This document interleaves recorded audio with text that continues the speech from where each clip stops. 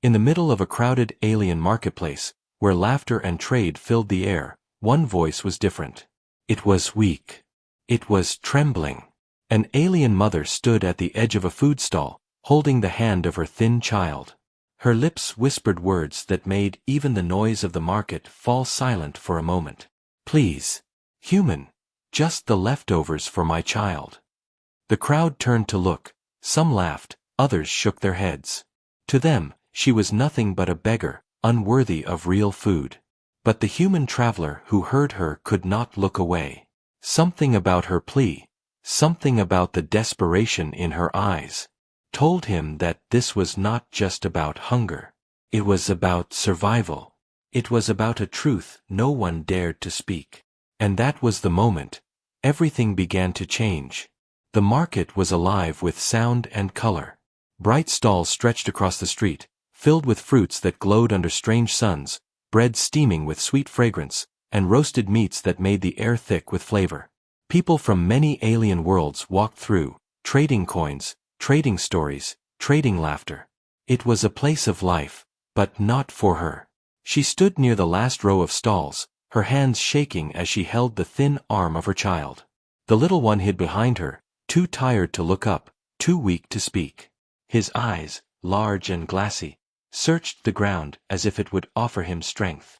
Her face was pale, and her clothes were old, torn at the edges. She was invisible to most, just another shadow among the crowd.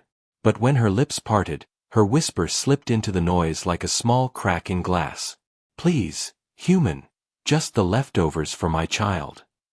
The words were not shouted. They were not demanded. They were spoken with a trembling hope, so fragile that even the wind could have carried them away. A few heads turned. Some aliens raised their brows. Others smirked and quickly returned to their shopping. One man laughed softly to his friend and muttered, "Again. Always the same. She begs for scraps like she deserves nothing more." Her eyes stayed low. She did not argue. She did not explain. She only tightened her hand around her child's, afraid he might fall. The child's small stomach gave a sound, but he did not complain. He only pressed himself closer to his mother's side. The sight should have broken hearts, but in this market, it broke nothing. People walked past. Feet hurried. Coins rang. The world continued as if her plea did not exist. And yet, someone heard it. A human traveler, tall and plain compared to the exotic crowd, stopped in his steps. His jacket carried dust from long travel, his bag hung heavy on his back. He had come only to see the city, to taste its food, to learn its ways. But now his eyes were on her. At first, he thought he had misheard. Leftovers? Why not food? Why not bread? Why not fruit? Why would a mother beg only for what others threw away? He looked at her child, and the question dug deeper. The boy was thin, his arms too small, his skin almost gray. 3 days without food, perhaps more. It was written in every breath he took. The man felt something stir inside him, an ache he had not expected in a place so full of life. The stall owner noticed his pause. "Don't waste your eyes on her," the vendor said, arranging piles of fruit with careless hands. "She is always here, begging, asking for what she does not deserve. Better you look away, human." But the man did not look away. He stepped closer, his eyes fixed on the mother. "Why do you ask only for leftovers?" he asked gently. Her lips trembled. She looked up at him, and for the first time, he saw the truth in her gaze. It was not laziness. It was not greed. It was fear. "Leftovers are all we are allowed," she whispered, almost too softly for him to hear. "If I ask for more, they will." Her words broke, her throat too dry, her courage too thin. She lowered her head again, ashamed of even speaking. The human did not understand. Not yet. But something inside him told him that this was not about food at all. It was about something larger, something cruel that hid beneath the surface of this shining market. He opened his bag. He had credits, enough to buy more than a meal. He could hand them to her. He could tell her to take whatever she needed. But when he reached for his coins, her hand lifted quickly, stopping him. Her fingers were thin, shaking, but firm. "No," she said, her eyes wide with sudden fear. "Not food. Not more. Please. Only leftovers." The crowd noticed now. Some whispered. A few chuckled. One alien shook his head and muttered, "She would rather starve than break the rule. She knows her place." The human frowned. He had seen hunger before. He had seen poverty on his own world. But never had he seen a mother refuse food for her child out of fear. It was a fear so deep it lived inside her bones. The child tugged weakly at her sleeve. His eyes lifted for only a moment, meeting the human's gaze. In those eyes, the man saw not only hunger but silence, the kind of silence that comes from living without hope. The man felt his breath grow heavy. This was no simple market. This was no ordinary plea. Something was wrong here, very wrong. As he stood there, the noise of the market seemed to fade. The laughter, the trade, the chatter, it all grew distant. The only sound that remained was her whisper. "Please, just the leftovers for my child." And in that moment, the human knew one thing for certain. This was only the beginning. The human stood still in the marketplace long after the crowd moved on. He could not forget the trembling voice, nor the way the child's small fingers clung to his mother's robe. The smell of food lingered in the air, rich and heavy, but to him it suddenly felt bitter. Around him, life continued as normal. Traders shouted, coins rang, people bargained, but his eyes remained on the woman who had already started to walk away. She walked slowly, almost dragging her steps, as if each one carried weight too heavy for her body. The child's hand was still in hers, though he stumbled often, his legs too weak to carry him far. The man followed at a distance, his thoughts circling like restless birds. He had traveled through many worlds, seen many strange things, but never had he seen hunger treated like a crime. When they reached the edge of the stalls, she paused by another vendor. A small box of spoiled bread sat beside the fresh ones, pieces cracked and hard. She lowered her head and pointed. "May I have what is left?" she whispered. The vendor frowned, waved his hand as if brushing away a shadow. "Take it and go." Her hands shook as she lifted the old bread. She pressed a piece into her child's hands. The boy held it gently, not biting, as if waiting for her permission. She gave a small nod, and only then did he nibble on the hard crust. His small teeth worked slowly, and still he struggled. The human's chest tightened. Bread so old it could not be sold. This was what she gave her son, not because she wanted to, but because she dared not do otherwise. He stepped closer. "Why do you live like this?" he asked softly. She looked at him quickly, eyes darting left and right, as if afraid someone might hear. "Please, do not ask questions. If they see you speak to me, it will bring trouble." Her words were quiet but heavy. Trouble. Not for her. She was used to it.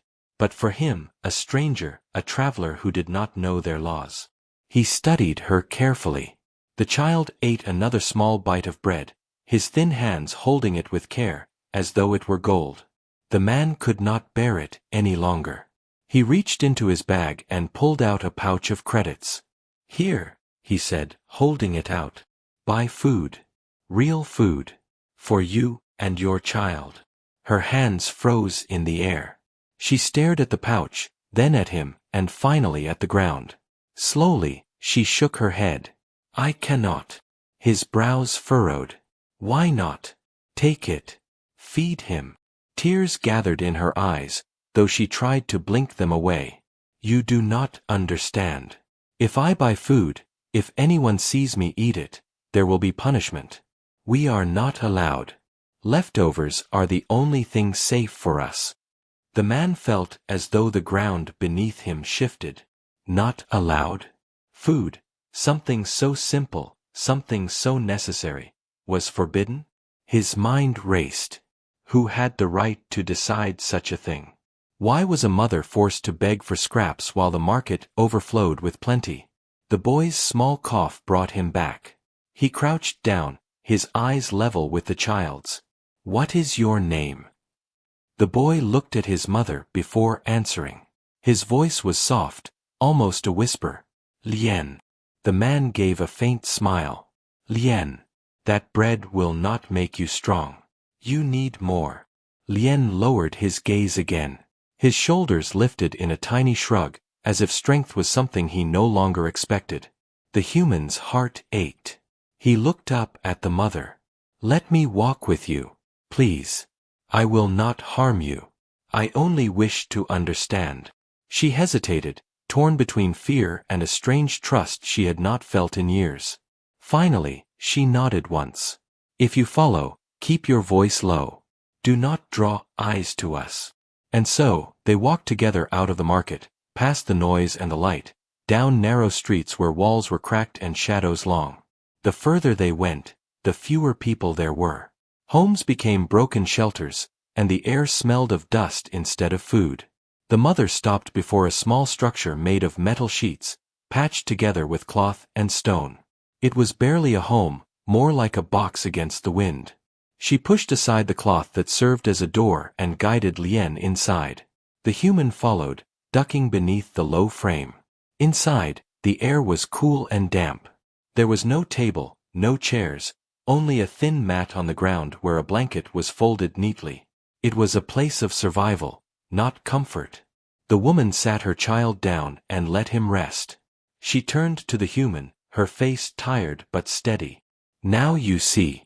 This is why I ask only for leftovers. Anything else is forbidden. We live on what others do not want. That is the law for people like us. The man sat on the ground across from her. His hands rested on his knees, but his mind raced with questions. Why? Who made such a law? Why do they treat you this way? Her lips pressed into a thin line. Because they can. Because we are not seen as worthy. To them, we are less. She shook her head. But I do not want pity. I only want my child to live. The human studied her, the broken shelter, and the boy who had already fallen asleep with the hard bread clutched in his hand. His thoughts grew heavy. He had stepped into a story much larger than he had imagined, and something told him this was only the beginning. The night was quiet around the broken shelter. A pale moon hung in the alien sky, its light slipping through the cracks of the roof and touching the child's face as he slept. The human sat cross-legged on the cold floor, his bag resting at his side. He had planned to spend the night in a guest house within the city, yet something kept him here, in this fragile home that smelled of dust and silence. The woman sat nearby, her arms wrapped around her knees. She had said little after they entered the shelter, only watching her child as though the sight of him breathing gave her strength. The human finally spoke, his voice low so as not to wake the boy. Back in the market, I saw fear in your eyes when I offered food. Tell me why. Tell me the truth. She was silent for a long time. The only sound was the soft wind outside and the uneven breathing of her child. Then at last she lifted her head.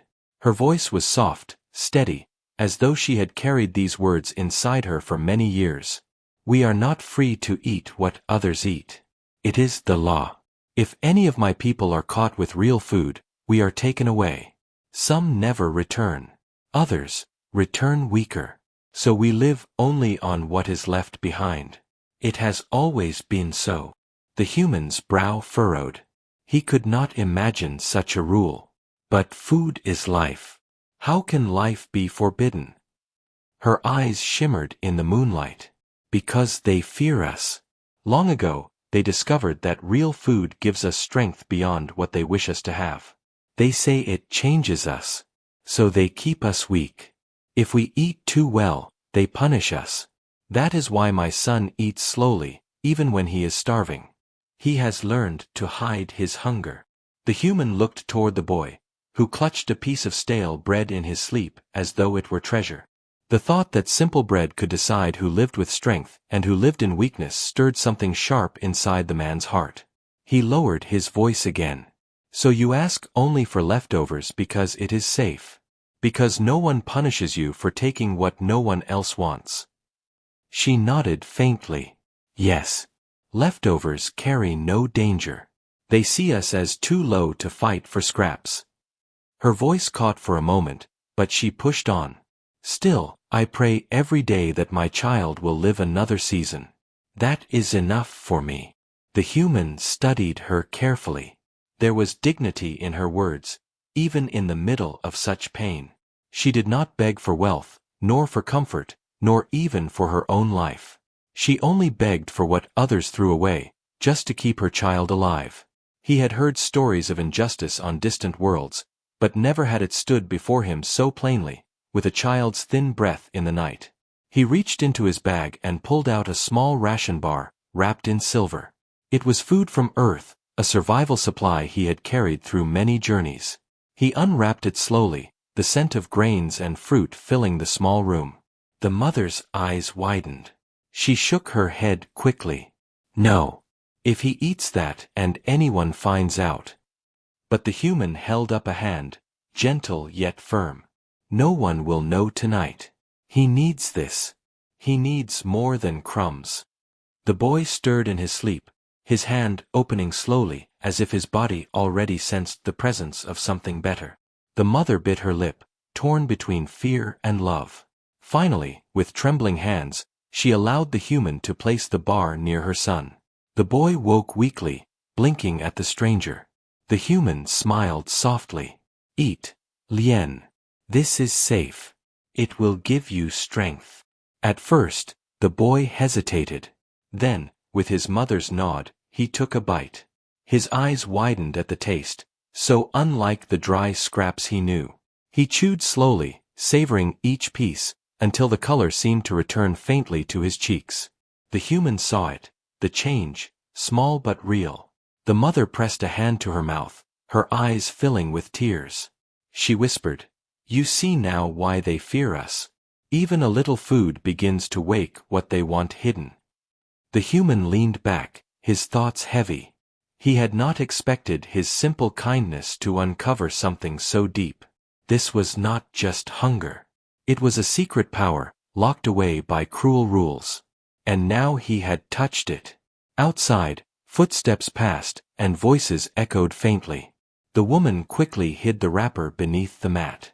She whispered urgently, "Do not speak of this. If the guards know what you gave him, they will come." The human nodded slowly, but inside, his resolve grew stronger. He could not walk away now. Not when a child's strength was treated as a threat. Not when a mother's only hope was to beg for scraps. He stayed silent, but a promise formed within him.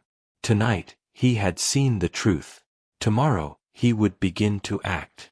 Morning came softly, with pale light sliding through the cracks of the roof. The small shelter smelled faintly of dust and breadcrumbs.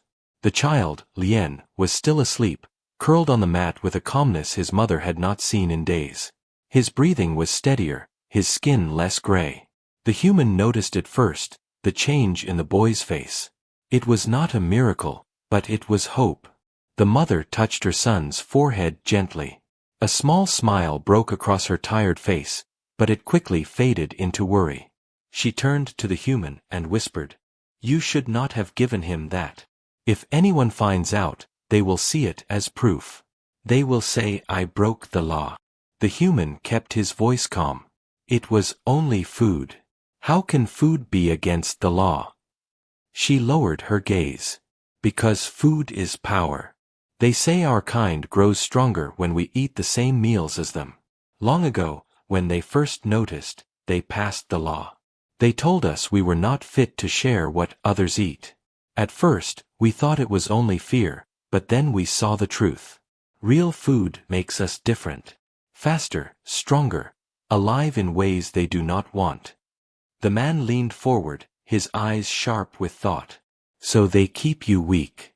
Not because of need, but because of control." The woman nodded faintly. "Yes. If we rise, if we stand equal, they believe it will end their rule. So they place us at the bottom, surviving on waste." She looked toward her child again, her voice trembling. "I never wanted him to taste what was forbidden. I only wanted him to live quietly. But when you gave him that, I saw what I had tried to forget. He is not meant to be weak. The human sat back, his mind racing. He had traveled through many worlds and had seen unfairness before, but never so carefully woven into daily life. Here, a mother had to choose between safety and strength for her child, and safety meant chains. A sudden knock on the metal sheet door pulled them both to silence. The boy stirred but did not wake. The woman stiffened, fear flashing in her eyes. She pressed a finger to her lips and motioned for the human to stay still. Slowly, she pushed aside the cloth and stepped outside. He followed at a careful distance, keeping in the shadow of the doorway. Outside, two figures in dull uniforms stood waiting. Their faces were stern, their voices cold. "We have heard that your child is growing stronger," one of them said. "Be careful what you allow.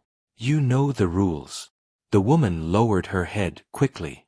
"He is only tired. He is weak, nothing more." The second figure glanced at her with suspicion, then at the shelter itself. "We will be watching. Remember your place." Without another word, they turned and walked away, leaving the morning air heavy with warning. She returned inside quickly, her hands trembling. The human stood waiting, his expression unreadable. "They came so soon," he murmured. She sat down, pressing her palms to her face. Someone must have seen him last night. Even a little color in his cheeks is enough for them to notice. They fear what strength may mean. The man's eyes went to the boy again. Lien stirred, turning on his mat, and for a brief moment his small hand tightened into a fist. It was such a simple gesture, but it carried meaning. It showed life, energy, the beginning of something new. The human spoke carefully, his words slow. "If food gives your people strength, then this is not only about hunger. It is about a gift they try to bury. They want the world to believe you are weak, when in truth, you are not." The mother looked up, tears forming. "You speak as though it is simple. But simple words do not change laws. We have lived like this for generations. We have learned to hide, to bow our heads, to take what others throw away." He leaned forward, his tone firm but gentle. "On earth, my people once faced the same. There was a time when some were told they had no right to live equally. But those who stood together, those who shared what was forbidden, they changed everything. It was not easy, but it began with one act of defiance." She shook her head, afraid yet moved by his words. "If you stay here, you will bring danger upon yourself. You do not understand how close they watch us." But the human did not look away. His gaze rested on Lien, who now sat up, rubbing his eyes. The boy reached for the remains of the ration bar, nibbling carefully. His small shoulders looked straighter, his eyes brighter. The mother noticed too, and though her heart ached with fear, she could not deny the truth shining before her. The human finally said, "You wanted only leftovers, but your child deserves more than scraps. If one small ration can make such a difference, then imagine what more could do." The woman's lips parted, but she had no words. She looked between her son and the stranger, torn between fear of the law and hope for her child's future. Outside, the sounds of the city were beginning again. Voices carried, footsteps echoed, and the marketplace called to life. Yet inside that broken shelter, silence held them close. Silence filled with questions, and with the first spark of change. The mother whispered finally, almost too softly for him to hear, "If they discover what you gave him, they will not forgive.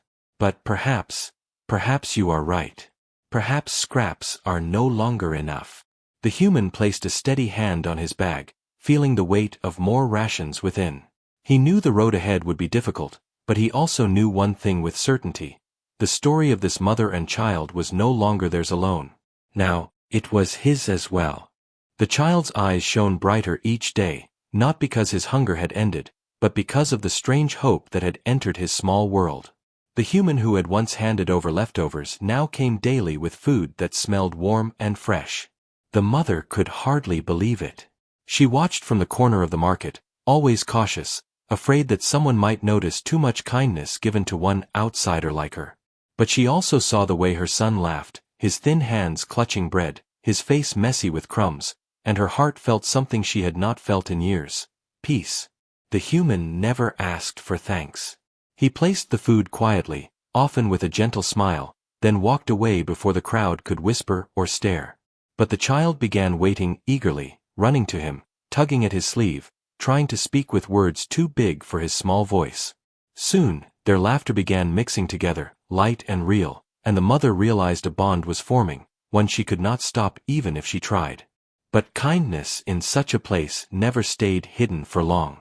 The market was full of eyes, sharp eyes that measured and judged. Whispers began to spread. Why was a human helping an alien mother and her child? What did he want in return?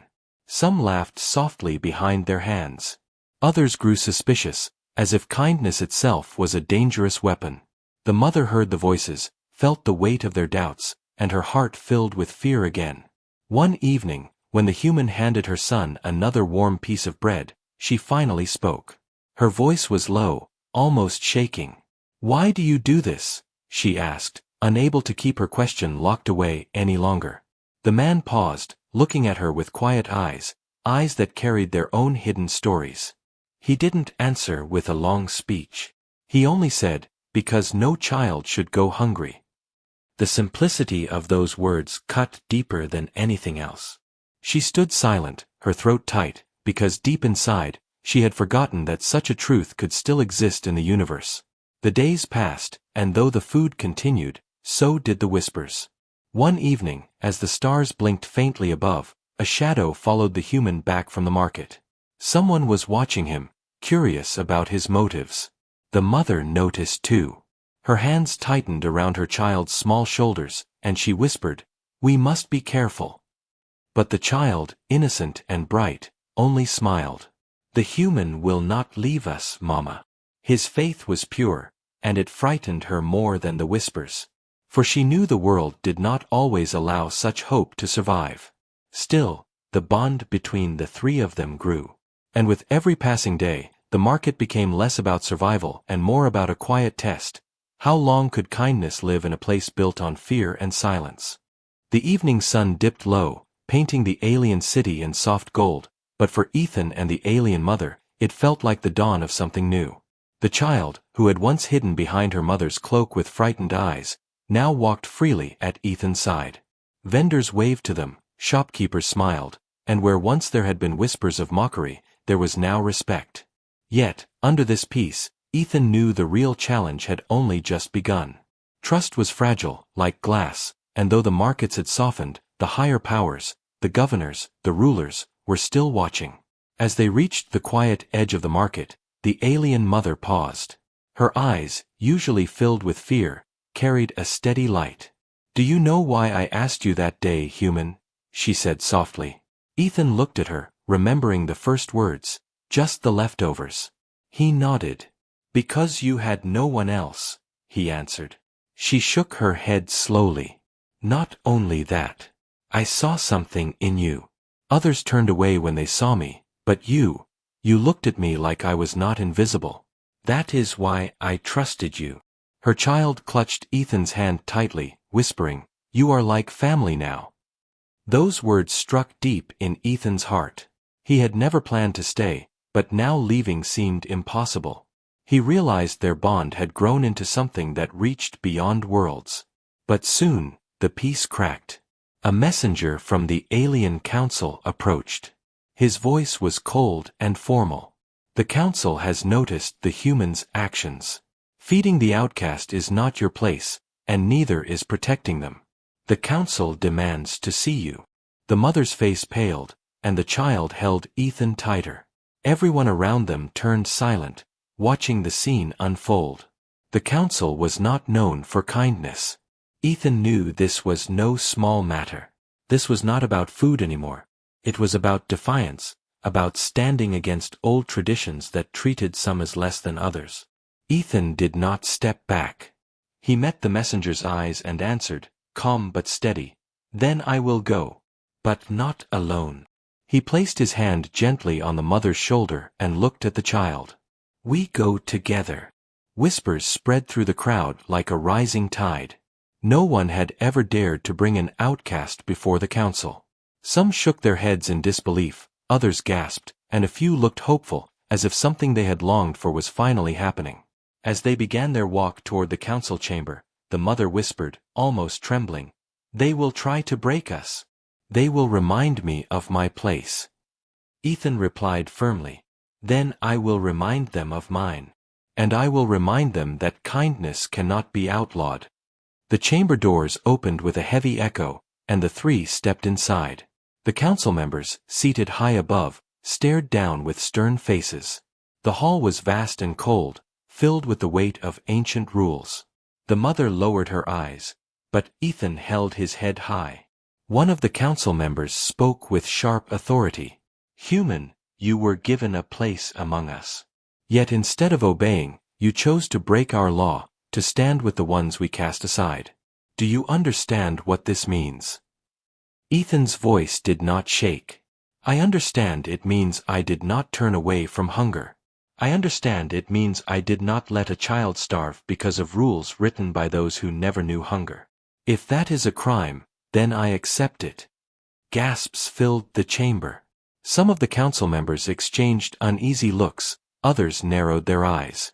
For the first time, silence hung heavy, not just of fear, but of doubt among the rulers themselves. The alien child suddenly stepped forward, her small voice carrying across the chamber. "He gave me food when no one else would. He gave me hope. If that is wrong, then I ask you, why is kindness wrong?" The mother gasped, wanting to pull her child back, but it was too late. The words had been spoken, and they could not be taken back.